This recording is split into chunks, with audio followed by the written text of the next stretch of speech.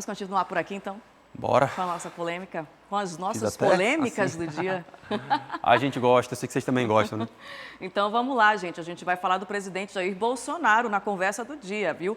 Conversa com apoiadores. O presidente Jair Bolsonaro falou sobre o custo de vida aqui no Brasil, que, segundo ele, apesar da alta na inflação, foi um dos que menos subiu.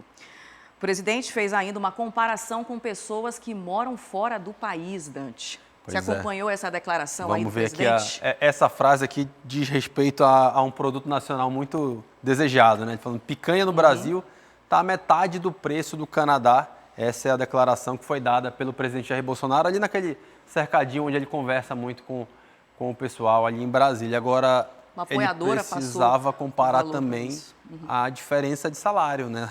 O salário mínimo do Canadá é acima de $2.000 canadenses, de 2.280.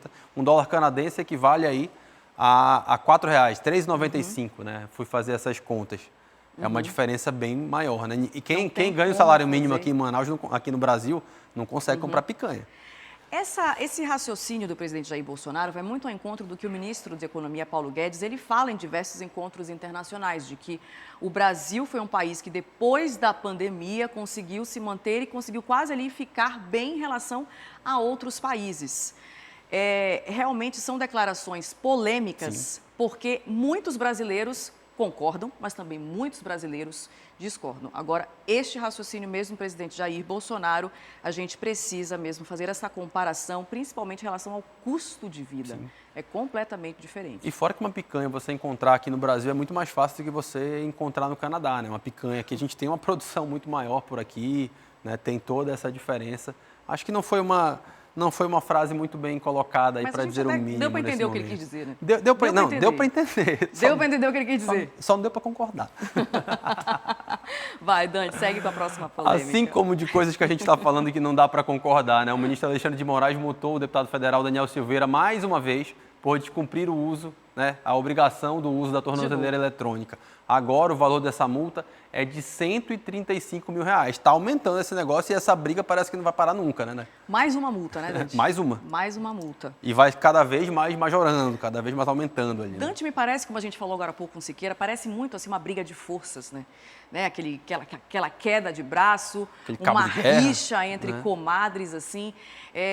O que eu gostaria mesmo de ver, eu sei que são situações muito distintas, mas o que eu gostaria mesmo de ver é toda essa energia do ministro Alexandre de Moraes, ou do Judiciário como um pouco, em outras situações até mais relevantes. Porque, olha só, embora sejam situações bem distintas, mas, por exemplo, ontem a gente trouxe aqui para a Crítica à Notícia a questão da inocência do ex-ministro da Saúde, Eduardo Pazuello, em relação à lei de improbidade administrativa, que ele foi salvo, né, por causa da lei, das mudanças na lei de improbidade administrativa, ou seja, não há nenhum responsável em relação à crise de oxigênio ocorrida no ano passado aqui no Amazonas. Então, cerca de 60 pessoas morreram em todo o estado do Amazonas por falta de oxigênio. Em resumo, morreram asfixiadas. Em relação a uma situação como essa, não há culpados e parece que fica por isso mesmo. Né? Essa impressão que passa. E a gente vem para uma outra situação completamente diferente, mas a gente percebe todo aquele trabalho, né, enérgico do judiciário. Parece desproporcional, né, em relação às outras coisas. Né? São searas diferentes, mas para a gente ver, parece que a gente perde as referências no Brasil do que é certo e errado, do que é justo, do que é injusto. Mas eu acho que até na mesma seara, né, André? Eu acho que até na mesma seara a gente tem casos, né, sobre essa apuração dos crimes de ataque à democracia.